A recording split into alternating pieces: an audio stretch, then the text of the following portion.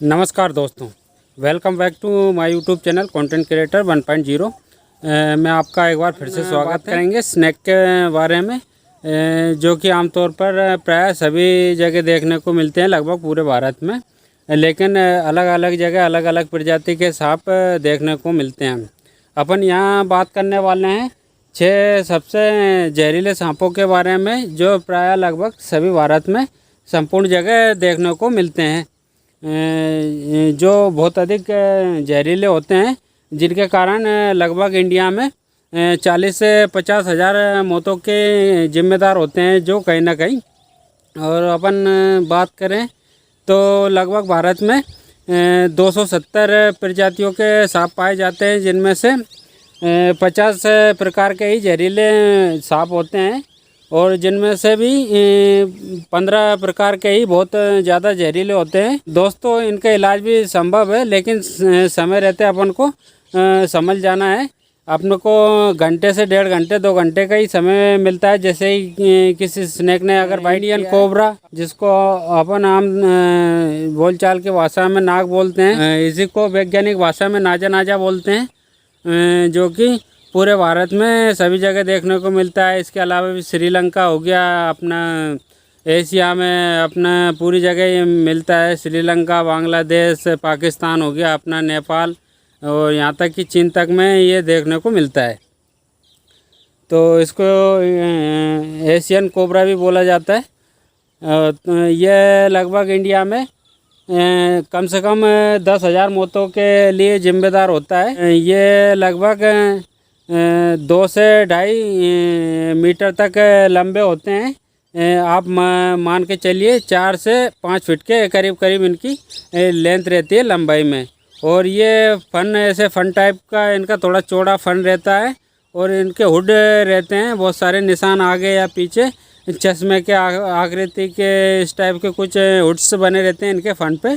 इनकी ये पहचान होती है। ब्लैक कलर के अधिकतर रहते हैं, ज़्यादातर मोस्टली ब्लैक कलर के रहते हैं। इसके अलावा भी ये न्यूरोटॉक्सिक होते हैं। इनमें पॉइजन न्यूरोटॉक्सिक पाया जाता है, जो ब्रेन को ब्लॉक कर देता है, ब्रेन को डैमेज करता है, जिससे नसें पे बहुत ब्लॉक हो जाता है। और कार्डियोटॉक्सिक भी होती है। इसके कारण अटैक की भी देखने को मिलता है। जैसे किसी को बाइट किया तो अटैक की भी आ जाता है।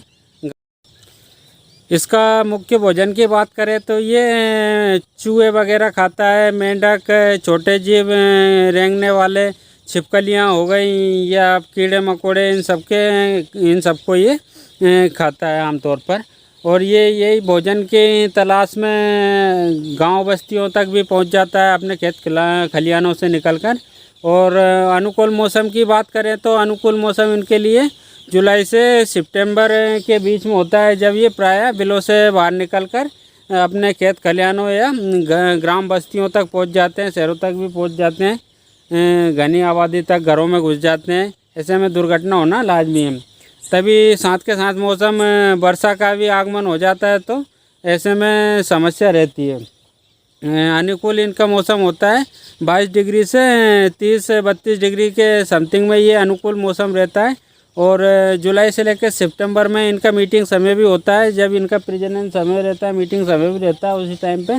तो ये प्राय बिलों से बाहर निकल कर अधिकतर देखने को मिलती है। ऐसे में दुर्घटनाएं भी तभी ज़्यादा अधिकतर देखने को। और अपन सेकंड प्रजाति की बात करें तो सेकंड सबसे इंडिया का जहरीला होता है इंडियन करेत। इंडियन करेत ये इंडिया का सबसे जहरीला सांप है दोस्तों, जो मोस्टली अधिकतर जगह देखने को मिलता है। और ये इसकी खासियत है, ये अधिकतर समय रात में ही निकलता है। अधिकतर वैसे दिन में भी कहीं कहीं देखने को मिल जाता है, लेकिन अधिकतर मोस्टली ये रात में निकलता है। और ये इसको साइलेंट किलर के नाम से भी जाना जाता है। साइलेंट टाइप किलर इसलिए बोलते हैं, ये चुपचाप खाता है और बाइट कर लेता है, और किसी को पता भी नहीं चलता है। इसके डंक जो दांत होते हैं बहुत ही मच्छर के काटने जितना हल्का सा मालूम चलता है, काटा नहीं काटा, लेकिन इसके काटने की जगह पे ऐसे जहाँ भी ये बाइट करता है वहाँ पे सूजन आ जाती है, और बहुत तेज दर्द होता है। जोड़ों में दर्द होने लगता है, हाथ पैर में और पेट में अकड़न महसूस होने लगती है। इस टाइप से सिम्टम देखने को मिलते हैं इसके काटने से। और वहीं बात करें तो इंडिया में इसके काटने से लगभग 15,000 10 से 15,000 मौतें हो जाती है हर साल लगभग देखने को मिलती है इसके काटने से। तो इसकी जानकारी होना बहुत ज़रूरी है, इसकी पहचान भी बहुत ज़रूरी है। ये तो बेजुबान होते हैं बेचारे, अपने सुरक्षा बचाव के चक्कर में ये कभी कभी इंसान को हानि भी पहुंचा देते हैं, लेकिन इनको कभी भी मारना नहीं है। ये पर्यावरण के लिए बहुत ही अनुकूल है और पर्यावरण को मेंटेन करते हैं अपन। थर्ड सबसे जहरीले सांप के बारे में रसल्स वाइपर, ये भी बहुत ही जहरीला सांप होता है और ये बहुत अधिक गुस्सेल प्रवृत्ति का भी सांप होता है। और ये एस के आकार में ऐसे कुंडली बनाकर बहुत ही तीव्र गति से अटैक करता है। किसी भी आहट होने पर इसको या किसी को खतरा होने पर बहुत तेज़ी से ये एस के रूप में कुंडली बना के बहुत तेज़ी से अटैक करता है। और इसके दांत बहुत ज़्यादा इतने बड़े बड़े होते हैं और इसका निशान भी थोड़ा बड़ा रहता है। और हाथ पैर ये न्यूरोटॉक्सिक नहीं होता है, ये होता है हीमोटॉक्सिक। ये काटने के बाद में पूरे शरीर में ऐसे ब्लड को गाढ़ा कर देता है, जिससे ब्लड सर्कुलेशन रुक जाता है पूरी बॉडी में और अंत में डेड हो जाती है। लेकिन इस बीच में अपने को 1.5 से 2 घंटे का समय मिलता है अस्पताल तक अवश्य पहुँचे। और इसके भी काटने से लगभग इंडिया में हर साल आप मान के चलिए कम से कम 5 से 10 हज़ार मौतें इसके कारण हो जाती हैं लगभग। और इस पूरे शरीर में इसके काटने के बाद सूजन भी आ जाती है और जहाँ काटता है वहाँ बहुत अधिक सूजन आ जाती है। और ये बहुत ही गुस्सेल प्रवृत्ति का होता है और ये गुस्सा होने पर सीटी की आवाज़ निकालता है बहुत तेज़, जैसे प्रेशर कुकर की आवाज़, प्रेशर आने पर आवाज़ आती है उस टाइप से ये अपनी आवाज़ निकालता है। और इसके शरीर की बात करें तो शरीर पे इस पर कोड़ी के आकार के धब्बे होते हैं राउंड शेप में, इसलिए इसको कोड़ी वाला सांप भी बोला जाता है। कोड़ी टाइप में जगह जगह पूरे शरीर में लाइन वाइज इसके शरीर पे गोल गोल कोड़ी के आकार के स्पीसीज की बात करते हैं। ये भी कोबरा फैमिली से बिलोंग करता है। इसको किंग कोबरा के नाम से जाना जाता है। ये लंबाई में बहुत अधिक होता है, लगभग इसकी लंबाई हो जाती है ये मान के चलिए 12 से 15 फीट के समथिंग में इनकी लंबाई हो जाती है। अधिकतर लंबाई में देखने को मिलते हैं। लेकिन इनकी एक खास बात है, ये बहुत अधिक गर्म मौसम में नहीं मिलते हैं, सभी जगह प्राय इंडिया में नहीं देखने को मिलते हैं। ये मोस्टली नमी वाले स्थानों पर अधिक देखने को मिलता है। एग्जाम्पल के तौर पर ये केरला हो गया, अपना असम हो गया, तमिलनाडु हो गया, इन सब स्टेट्स में अधिक देखने को मिलते हैं जहाँ वन क्षेत्र बहुत अधिक हो और जहाँ बरसात अधिक होती है। नमी वाले वर्षा वनों में ये अधिक देखने को मिलते हैं। इसमें बहुत भयंकर पॉइजन पाया जाता है इस स्नेक में। और ये इसका भोजन की बात करें तो ये इंडियन रेड स्नेक को, जो कि जहरीला नहीं होता है, उसको अपना मेनली भोजन बनाता है, शिकार करता है उसका। ये अधिकतर सांपों को खा जाता है, ये जहरीले सांपों को भी खा जाता है लगभग। बात करें फोर्थ स्पीसीज ऑफ स्नेक की तो इसमें आता है स्कल्ड वाइपर। ये भी लगभग वाइपर फैमिली का से बिलोंग करता है। ये स्नेक में वाइपर फैमिली से, ये भी बहुत अधिक गुस्सेल प्रवृत्ति का होता है।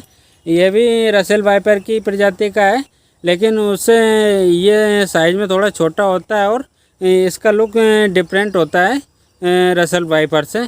इसके रंग में लगभग थोड़ा समानता रसेल वाइपर से मिलती है। इसके भी शरीर पे धब्बे पाए जाते हैं जो वाइट और ब्राउन कलर के उस रूप में। इसके अलावा अपन बात करें 6 वेरी पॉइजनस स्नेक की तो ये इंडियन पिट वाइपर होता है। ये आकार में बहुत छोटे होते हैं और ये झाड़ियों पे या घास फूस वाले छोटी छोटी झाड़ियों घास फूस पे अधिक देखने को मिलते हैं। और ये ग्रीन होते हैं, हल्के से जैसे पत्तों का रंग होता है ग्रीन, उस टाइप में होते हैं, छोटे होते हैं। इनको बैम्बू वाइपर भी बोला जाता है। इनके भोजन के रूप में ये छोटी मेंढक, छिपकली, कीड़े मकोड़े, उन सबको, यहाँ तक कि मकड़ी वगैरह, इन सबको अपना भोजन किस प्रकार अपन बचा जा सकता है, इनका इलाज किस प्रकार संभव है, किस प्रकार अपन अस्पताल तक तुरंत पहुँचें। अगर किसी व्यक्ति को सांप ने बाइट कर लिया तो आप कभी भी झाड़ फूंक के चक्कर में इधर उधर ना भटकें, किसी बाबा या पंडित पुजारी के चक्कर में ना पड़े। बिल्कुल भी आपसे बिल्कुल यही रिक्वेस्ट रहेगी, जैसे ही तुरंत आपको पता चले कि बाइट किया है किसी सांप ने, स्नेक ने, आपने को तुरंत पता चलते ही अपने को सीधा हॉस्पिटल जाना है, या तो आपको एंटीवेनम लेना है तुरंत जाके आपको। लेकिन ये विशेष ध्यान रखें कि सांप कौन सा था, किस टाइप का था, कौन सा स्पीसीज़ का था। अगर आप नहीं देख पा रहे हैं या तो थोड़ा लक्षण अपने को, उनके पेशेंट के लक्षण को भी देख के अपन को पहचानना की कोशिश करना चाहिए कि किस में किस टाइप से लक्षण आ रहे हैं पेशेंट में। और ऐसे में अगर बाइट कर लिया तो क्या सावधानी बरतना चाहिए ये देखते हैं। अगर किसी व्यक्ति को सामने काट लिया है तो जिस जगह काटा उस जगह को बिल्कुल भी हिलाना नहीं है, बिल्कुल वैसे ही रखना है। अगर मान लो सपोज़ करो ब्लीडिंग हो रही है दांत लगने के बाद में, तो ब्लीडिंग होने दे, रोके नहीं उसको, ना ही बांधना है। जितनी अधिक ब्लीडिंग हो रही है तो ब्लीडिंग होने दे, ताकि ब्लीडिंग होने से एक फ़ायदा हो जाएगा दोस्तों कि जहर कम से कम बॉडी में पहुंच पाएगा, कुछ ब्लड के साथ में निकल जाएगा, तो इससे बचने के चांसेस बढ़ जाएंगे। इसके अलावा अपन थर्ड ये भी कर सकते हैं कि अपन कुछ अपन जहाँ अपन को बाइट किया है, जहाँ पर अपन को लग रहा है कि यहाँ पे बाइट किया है, जहाँ पे अपन को निशान दिख रहे हैं, तो उस जगह पर अपन को बीटाडीन या स्क्रैब सॉल्यूशन लगा देना चाहिए कुछ। इससे पेशेंट को दर्द कम हो या सूजन कम आए, उसके लिए ये करना चाहिए। और अपन बात करें इसके अलावा तो पॉइजन के लक्षण को पहचानने की कोशिश करें कि कौन से स्पीसीज़ के सांप ने काटा है, किंग कोबरा है या रसल वाइपर है या पिट वाइपर या साइस्कल वाइपर है, या कौन सी फैमिली का है।